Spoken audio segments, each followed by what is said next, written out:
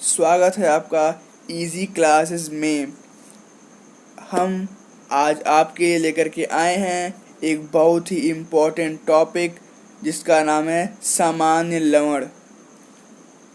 आज के इस वीडियो में हम बात करने वाले हैं सोडियम हाइड्रोक्साइड की, व्यंजक चूर्ण की, बेकिंग सोडा यानी खाने के सोडा की, धामन सोडा की, प्लास्टर ऑफ पेरिस की और क्रिस्टल का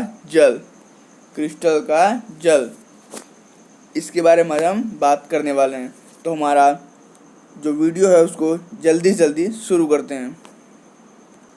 तो हमारा पहला जो पार्ट है वीडियो का वो शुरू होता है यहाँ से, लवणों का पीएच। पर इसको हम पढ़ेंगे, उसके बाद से हम जा कर के सामान्य लवणों को पढ़ेंगे। तो लवणों का पीएच ये हम कैसे ज्ञात करते हैं? तो लवणों का पीएच ज्ञात करने का कोई तरीका तो होता नहीं है। तो इसके लिए क्या करते हैं हम, उसके जिन अम्लों तथा क्षारों से मिलकर के वो लवण बन रहे हैं उनको देखते हैं और उनके अनुसार ये निर्धारित करते हैं या डिसाइड करते हैं कि अम्लों का पीएच क्या होगा। यदि प्रबल अम्ल तथा प्रबल क्षारक मिलेंगे तो उदासीन लवण बनेगा। ध्यान रखिए, यदि प्रबल अम्ल तथा प्रबल क्षारक मिलेंगे तो उदासीन अम्ल बनेगा। और यदि प्रबल अम्ल तथा दुर्बल क्षार मिलेंगे तो यहाँ प्रबल अम्ल तो प्रबल है और क्षार दुर्बल है, तो अम्ल क्षार को कैंसिल कर देगा और बच भी जाएगा। इसलिए जो लवण आएगा वो अम्लीय लवण होगा। यदि प्रबल क्षारक हुआ और दुर्बल अम्ल हुआ तो प्रबल क्षार जीत जाएगा, तो जो लवण होगा वो क्षारीय होगा, यानी उसका पीएच मान 7 से ज़्यादा होगा। और जब प्रबल अम्ल होता है तब पीएच मान 7 से कम होगा, और जब प्रबल अम्ल तथा प्रबल क्षार होते हैं बराबर होते हैं तो पीएच मान 7 के बराबर होगा। ठीक है। उसके बाद साधारण नमक से रसायन, यानी जो लवण है, जो साधारण नमक होता है उसे कौन कौन से जो मेन रसायन होते हैं वो बनते हैं। सोडियम हाइड्रोक्साइड, व्यंजक चूर्ण, बेकिंग सोडा, धोने का सोडा या धामन सोडा और प्लास्टर ऑफ पेरिस, ये सभी होते हैं। ठीक है। तो चलिए हम बढ़ते हैं अपना पहला टॉपिक जो कि है सोडियम हाइड्रोक्साइड। तो सोडियम हाइड्रोक्साइड को हम NaOH से रिप्रेजेंट करते हैं। किसे? NaOH से रिप्रेजेंट करते हैं। और सोडियम क्लोराइड की जलीय विलयन से विद्युत धारा प्रवाहित करने पर, सोडियम क्लोराइड के जलीय विलयन से विद्युत धारा प्रवाहित करने पर यह वियोजित होकर सोडियम हाइड्रोक्साइड उत्पन्न करता है। जो सोडियम क्लोराइड है उसके जलीय विलयन से विद्युत धारा प्रवाहित करने पर यह वियोजित होकर सोडियम हाइड्रोक्साइड उत्पन्न करता है। इस प्रक्रिया को क्लोरोक्षार प्रक्रिया कहते हैं। ध्यान रखिए, ये कई बार पूछ लिया जाता है कि क्लोरोक्षार प्रक्रिया क्या होती है, तो वहाँ पे आपको यही पूरी डिफिनीशन लिखनी है। ठीक है। आप समझते हैं रिएक्शन से ये क्लोरोक्षार प्रक्रिया कैसे होती है। तो यहाँ पे NaCl जो होता है, NaCl यानी सोडियम क्लोराइड, उसको जल से गुजारते हैं, जल से होकर गुजारते हैं। और उसमें ध्यान रखिएगा कि विद्युत धारा प्रवाहित करते हैं। इसको और इसके विलयन में NaCl तथा जल के विलयन में विद्युत धारा प्रवाहित करते हैं। तो क्या बनता है? 2NaOH तथा क्लोरीन गैस और हाइड्रोजन गैस निकल जाती है। और ये गैस फॉर्म में होती है तो रुकती नहीं है, निकल जाती है। ठीक है, ये निकल जाती है। उसके बाद एनोड पे क्या विद्युत धारा प्रवाहित करेंगे तो एनोड आएगा, कैथोड आएगा। तो एनोड पर Cl2 गैस होती है, कैथोड पर H2 गैस होती है, और कैथोड के पास हमारा NaOH विलयन बनता है। कैथोड के पास NaOH विलयन बन जाता है। उसके बाद हम बात करते हैं कि NaOH यानी सोडियम हाइड्रोक्साइड का यूज क्या क्या होता है। तो सोडियम हाइड्रोक्साइड का से जो H2 निकलता है, इसके निर्माण में जब हमारा H2 निकलता है वो ईंधन होता है। क्या होता है? ईंधन। और ये ईंधन घरों में प्रयोग नहीं किया जाता है क्योंकि बहुत ही ज़्यादा क्रियाशील होता है, विस्फोट हो सकता है इसको। तो इसका हम यूज करते हैं ज़्यादातर इंडस्ट्रियल एरिया में। उसके बाद जो Cl2 होता है, ये क्या होता है? ये एक जहरीला गैस होता है, जहरीला गैस है। और ये इसका मतलब, और ये हम लोग के लिए जहरीला है, इसका मतलब ये कीटाणु के लिए तो बहुत ही खतरनाक हुआ। तो इसलिए एक तरह से शोधक है जो कि कीटाणु नाश, हर प्रकार के कीटाणु जीवाणु का नाश करता है। तो इसके में यूज जल की सुरक्षा में कर सकते हैं, PVC में कर सकते हैं और CFC में कर सकते हैं। ठीक है। उसके बाद जो HCl, इससे हमारा जो उसका उपयोग होता है वो HCl के साथ भी होता है। जो HCl के रूप में इसका उपयोग होता है वो होता है इस्पात की सफाई में। किसमें? इस्पात की सफाई में और औषधियों में। उसके बाद जो NaOH का मेन रूप से प्रयोग होता है धातुओं से ग्रीस हटाने के लिए और तथा साबुन बनाने के लिए और कागज बनाने के लिए हमारा NaCl का प्रयोग होता है, NaOH का प्रयोग होता है।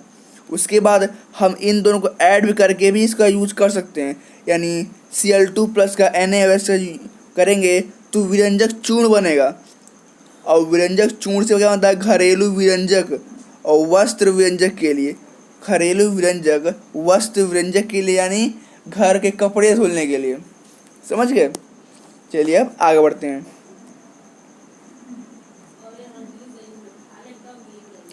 विरंजक चूर्ण।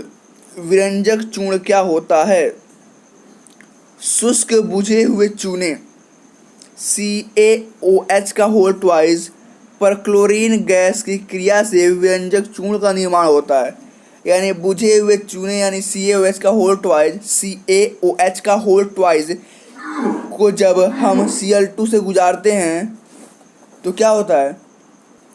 जो CaOH का होल ट्वाइस है उसको क्लोरीन से क्रिया करा के, Cl2 से क्रिया करा के CaOCl2 प्लस H2, CaOCl2 यानी विरंजक चूर्ण। समझ गए? उसके बाद इसका उपयोग क्या क्या होता है? वस्त्र उद्योग में सूती व लिनेन के विरंजक के लिए, यानी वस्त्रों कपड़ों को विरंजक के लिए इसका यूज किया जाता है। ठीक है। कागज की फैक्ट्री में लकड़ी के मज्जा के व्यंजन के लिए, रासायनिक उद्योग में एक उपचायक के लिए, पीने वाले जल को जीवाणुओं से मुक्त करने के लिए, रोगाणुनाशक बनाने के लिए, यानी ये भी एक क्या है? कीटाणु और जीवाणुओं को नष्ट करता है। अब बात करते हैं बेकिंग सोडा का। तो बेकिंग सोडा यानी खाने का सोडा, इसको हम खाने का सोडा भी कहते हैं, जो कहते हैं खाने का सोडा। समझ जाएगा, राइटिंग अच्छी नहीं हो पा रही है इस पर। खाने का सोडा, तो खाने का सोडा मतलब क्या? ये बनता कैसे है?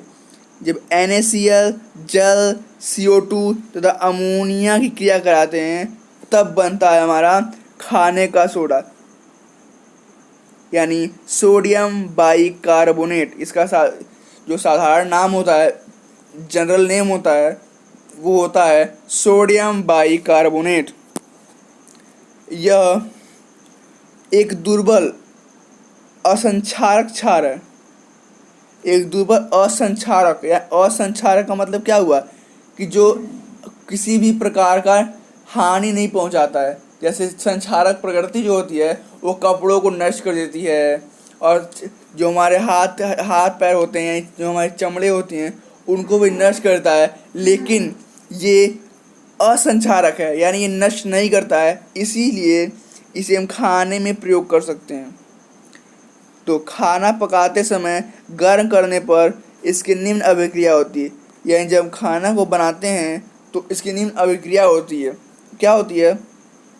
सोडियम बाइकार्बोनेट को गर्म करने पर सोडियम कार्बोनेट H2O तथा CO2 गैस निकल जाती है। ये रिएक्शन होती है जब इसको हम खाना बनाते समय पकाते हैं तब। और इसके उपयोग क्या क्या हैं? अब एक खाने का सोडा है तो इसका उपयोग क्या होगा आप लोग समझ सकते हैं। बेकिंग पाउडर बनाने के लिए, बेकिंग पाउडर बनाने के लिए इसका उपयोग होता है। और इस अभिक्रिया से उत्पन्न CO2 गैस, यानी इस CO2 गैस की बात हो रही है, CO2 गैस के कारण पावरोटी या केक में खमीर उड़ जाता है। मतलब क्या, जो ऊपर का पावरोटी या केक में जो हमारा वो झाग ऐसा पोर्शन होता है वो, उसको बोलते हैं हम खमीर।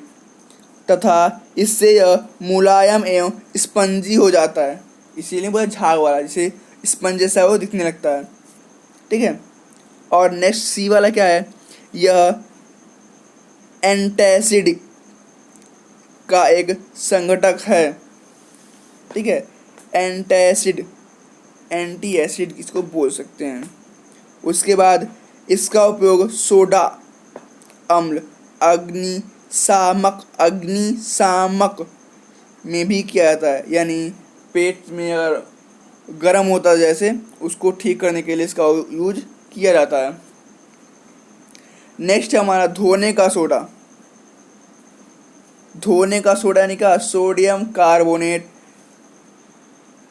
सोडियम कार्बोनेट, लेकिन आगे क्या लगा है 10H2O, तो इसका पूरा नाम क्या हो जाएगा, सोडियम कार्बोनेट, और 10 को बोलेंगे डेका और H2 को हाइड्रेट, यानी सोडियम कार्बोनेट डेका हाइड्रेट। तो ये क्या होता है, सोडियम कार्बोनेट, सोडियम कार्बोनेट के पुनः क्रिस्टलीकरण से धोने का सोडा प्राप्त होता है। यानी जो सोडियम कार्बोनेट है इसका क्रिस्टलीकरण कराते हैं तो धोने का सोडा प्राप्त होता है। यह क्षारकीय लवण है, यानी क्षारकीय लवण है, यानी क्या है, यह हानि पहुंचाता है, समझे। यह त्वचा पड़ता है तो खुरदरा सा महसूस होता है। ये बनता कैसे, सोडियम कार्बोनेट को जल के साथ क्रिस्टलीकरण कराया जाता है तो ये प्राप्त होता है। और इसके उपयोग क्या क्या हैं, इसका उपयोग कांच, साबुन एवं कागज उद्योग में होता है। कांच, साबुन और कागज बनाने में इसका यूज होता है। इसका उपयोग बोरेक्स के उत्पादन में होता है, बोरेक्स के उत्पादन में होता है। और इसका यूज घरों में साफ सफाई के लिए किया जाता है, यानी कपड़े धोने के लिए, बर्तन मांजने के लिए किया जाता है। जल की स्थायी कठोरता को हटाने के लिए इसका उपयोग किया जाता है, यानी इसका उपयोग करके हम जल को कठोरता से हटा सकते हैं, मृदु जल बना सकते हैं। ठीक। अब हमारा नेक्स्ट पॉइंट क्या है, plaster of Paris, CaSO4 ½ H2O। ठीक है। जिप्सम, प्लास्टर ऑफ पेरिस को जिप्सम भी कहते हैं। जिप्सम को 373 कैलोरी पर गर्म करने पर यह जल के अणुओं को त्याग कर कैल्शियम सल्फेट हेमीहाइड्रेट या अर्धहाइड्रेट POP बनाता है। समझ गए। जिप्सम को 373 कैलोरी पर गर्म करने पर ये जल के अणु को त्याग कर कैल्शियम सल्फेट हेमीहाइड्रेट, इसको हेमी बोलिए, जो हाफ है उसको हेमी बोलिए या अर्धहाइड्रेट बोलिए, ये बनाता है। और यह सफ़ेद चूर्ण होता है, यह सफ़ेद चूर्ण होता है। प्लास्टर ऑफ पेरिस में समझ रहे हैं क्या, जो पुट्टी होती है जो घरों में लगाई जाती है उसी को हम कहते हैं प्लास्टर ऑफ पेरिस। यह सफ़ेद चूर्ण होता है जो जल मिलाने पर यह पुनः जिप्सम बनकर ठोस प्रदान करता है। जो प्लास्टर ऑफ पेरिस आप दुकान से लेंगे तो ये पाउडर ऐसा होगा, लेकिन इसमें पानी मिला करके जब दीवारों पर लगा दिया जाता है तो ये पत्थर हो जाता है। ठीक है। और इसके उपयोग क्या क्या हैं, प्लास्टर ऑफ पेरिस का उपयोग डॉक्टर टूटी हुई हड्डियों को सही जगह पर स्थिर रखने के लिए करता है। यानी जो हमारा प्लास्टर लगता है हाथ पैर में, वहाँ पे भी हमारा इसी का यूज होता है। ठीक है। उसके बाद इसका उपयोग खिलौने बनाने, सजावट के सामान बनाने में भी किया जाता है। और इसका उपयोग सतह को चिकना बनाने के लिए किया जाता है। दीवार में पुट्टी लगाते हैं, क्यों लगाते हैं? कि दीवार हमारी चिकनी रहे, इसीलिए उस पर लगाते हैं पुट्टी, प्लास्टर ऑफ पेरिस। ठीक है, आगे बढ़ते हैं। क्रिस्टलन का जल। अब आप कहें ये क्या होता है? तो आप देखिए यहाँ पे H2O लगा है, यहाँ पे भी ये H2O लगा है। इन्हीं H2 जो यहाँ लगता है उन्हीं को हम कहते हैं क्रिस्टलन का जल। अब देखिए क्या होता है। लवण के एक सूत्र इकाई में जल के निश्चित अणुओं की संख्या, लवण के एक सूत्र इकाई में जल के एक निश्चित अणुओं की संख्या को एक क्रिस्टलन जल कहते हैं। उदाहरण के लिए CuSO4 5H2O में 5 क्रिस्टलन अणु हैं, 5 क्रिस्टलन जल के अणु हैं। और Na2SO3 में NO2SO3 10H2O में 10 अणु हैं। CA4 2H2O में क्रिस्टलन के 2 अणु हैं। ठीक है, तो आप समझ में आएगा क्रिस्टलन का जल क्या होता है। और हमारे जो प्लास्टर ऑफ पेरिस है या हमारा जो धावन सोडा है, इनमें जो H2 होता है वो क्या होता है। तो अगर आपको सारे टॉपिक्स तो क्लियर हो ही गए होंगे, और जो चीज़ आपको समझ ना आई हो कमेंट बॉक्स में पूछ लीजिएगा, मैं ज़रूर रिप्लाई करूँगा कि उसका क्लियर कैसे होगा आपको। और मैंने इसके पहले और बाकी भी वीडियोस बनाई हुई हैं, तो उनको भी देख लीजिएगा। जैसे कि हमारा इसी टॉपिक पे अम्ल और क्षार पे हमारी 2 वीडियोस हैं, और भी वीडियोस हैं जो छोटे छोटे पार्ट में मैंने बनाई हुई हैं। और हमने ट्रिग्नोमेट्री भी पढ़ाई है, तो उसको भी देख लीजिएगा, आपको लिंक डिस्क्रिप्शन बॉक्स में मिल जाएगा। और वीडियो आपको अच्छी लगी हो तो लाइक कीजिए, चैनल को सब्सक्राइब कीजिए और बेल के आइकन को दबाइए ताकि हमारी वीडियो आपको मिले सबसे पहले। Thanks for watching.